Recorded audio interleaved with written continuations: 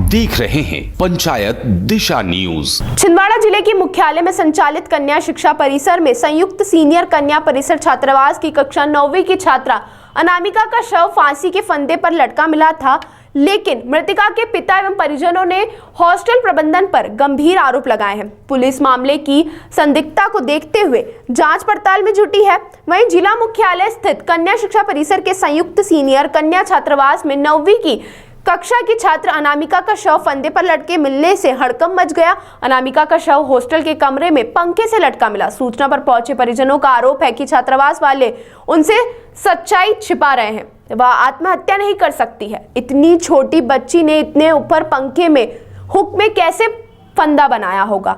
और जब हम छात्रावास पहुंचे तो बच्चे की बॉडी काफी कड़क एवं काली पड़ चुकी थी। परिजनों का कहना है कि 2 घंटे में बॉडी कड़क एवं काली कैसे पड़ सकती है, इसलिए हमें शक है कि हमारी बेटी ने आत्महत्या नहीं की है बल्कि उसकी हत्या हुई है। सुमलता धुर्वे हूँ, जो अभी कन्या परिसर में जो हमारी जो बेटी थी उन्होंने आत्महत्या का ये बोल रहे हैं, उसके लिए हम न्याय मांगने के लिए जिला इसमें आए हैं कलेक्टेड में। ये मामला क्या, आपको ऐसा क्यों लगता है कि बच्ची ने आत्महत्या नहीं करी है? भैया क्योंकि इतनी छोटी लड़की है, वो कैसे कर सकती है? इतनी छोटी लड़की, उसको कुछ अभी खेलने के अलावा उसको कुछ समझ नहीं है। और ऐसा भी नहीं है कि घर पे कोई उसको डांट रहे हैं या किसी से दबाव है या माँ बाप से दबाव है या बड़ी मम्मी मेरे से भी बात करती थी। मैं तो उनकी बड़ी मम्मी हूँ, लेकिन कुछ भी थोड़ा सा भी अगर कुछ परेशानी रहती थी फ़ोन करके बताती थी। लेकिन अब इतना ज़्यादा अगर कुछ परेशानी अगर रहा भी होगा, नहीं भी रहा होगा, लेकिन अगर फ़ोन करती हमारे पास में तो हमको पता चल जाता। लेकिन ना ही हमारे पास में फ़ोन लगाई, ना इनके पास में फ़ोन लगाई, और दूसरे दिन अचानक वहाँ से फ़ोन आ गया। जिस दिन आपकी बेटी की खबर आई, क्या इसके पहले इसके एक रात पहले उससे बात हुई थी? नहीं, किसी से बात नहीं हुई। ना ही मेरे से बात हुई, ना ही मम्मी पापा से बात हुई, किसी से बात नहीं हुई। कुछ बताई थी कि हॉस्टल में से परेशान किया जा रहा है, ऐसी कोई बात कभी हॉस्टल में पहले? जैसे एक बात मैं बता रही हूँ, जैसे जिस दिन उसका कान में दर्द हुआ था तो एक आध हफ्ते की बात है, तो रात के टाइम में फ़ोन लगाए हमारे पास में कि अनामिका के कान में दर्द हो रहा है। तो मैंने बोली, वो जो वहाँ पे जो देख रेख करती है ना भाई लोग, उनसे ही बोली कि मैं बोली भाई हमारी बच्ची तुम्हारे पास में है, तो ये जिम्मेदारी तुम्हारी है कि बच्चे को क्या हो रहा है क्या नहीं हो रहा है, सबसे पहले तुम लोग इलाज करवाओ। अगर इलाज से ठीक नहीं होता है, अगर ज़्यादा होता है तो उसके बाद में आप माँ बाप को बताओ, क्योंकि इतने दूर है मैनी खापा से तो कोई आ नहीं सकते ना इतने दूर हॉस्टल में, और हॉस्टल में रखे हैं तो जिम्मेदारी तुम्हारी है, तुम लोगों को सबसे पहले करना है। अगर इतने दूर से रात में अगर फ़ोन करके बताएंगे तो कोई भी माँ बाप इतने दूर से आ नहीं सकते। बस इतना ही मैंने वो उनको बोली थी।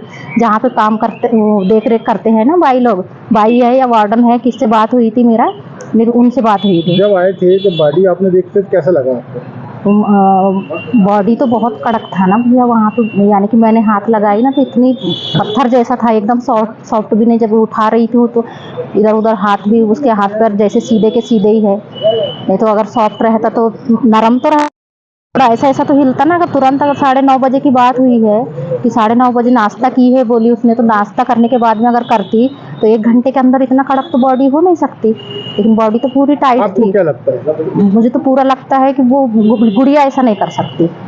हम पहले कभी भी शिकायत करी दी? कुछ शिकायत नहीं, लेकिन गुस्सा, यानी कि घर पे दादी के पास बताई थी, बोले उसने कि जैसे ही मम्मी ने डांटी वहाँ पे कि बोले आप लोग इलाज नहीं करवा, पहले इलाज करवा दो और उसके बाद में फिर अगर नहीं होता है तो माँ बाप को बताना। ऐसा करके मैंने उनको बोली थी। उसके बाद में उन लोग गुस्सा कर रहे थे गुड़िया के ऊपर, तो गुड़िया ने घर पे आके उसकी दादी को बताई, बोले कि बड़ी मम्मी ने डांटी है दादी, तब से बोले मेरे ऊपर उन लोग 2-4 लड़कियां हैं, बोले इन लोगों के ऊपर इन लोग ज़्यादा ही गुस्सा कर रहे थे। बस इतना ही बस मालूम हुआ था, बाकी कुछ। क्या नाम लिखते हो? मैं सुमलता धुर्वे।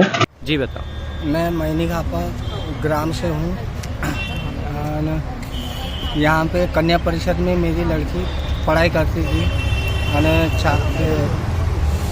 कन्या परिषद छात्रावास में मेरी लड़की रहती थी, तो उसने फांसी लगा के सुसाइड कर लिया। तो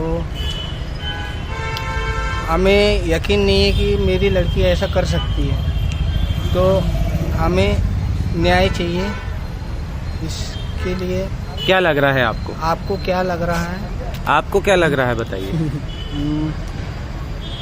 मेरी लड़की ऐसा नहीं कर सकती, मुझे यकीन है, और ऐसा हुआ है तो मुझे न्याय चाहिए। कैसे शक पैदा हो रहा आपके मन में, बताइए। मेरी लड़की इतनी समझदार तो थी नहीं, 13-14 वर्ष, कोई समझदारी की तो है नहीं है कि वो ऐसे कदम उठा सकते हैं। बस इतना ही मैं कहना चाहूँगा।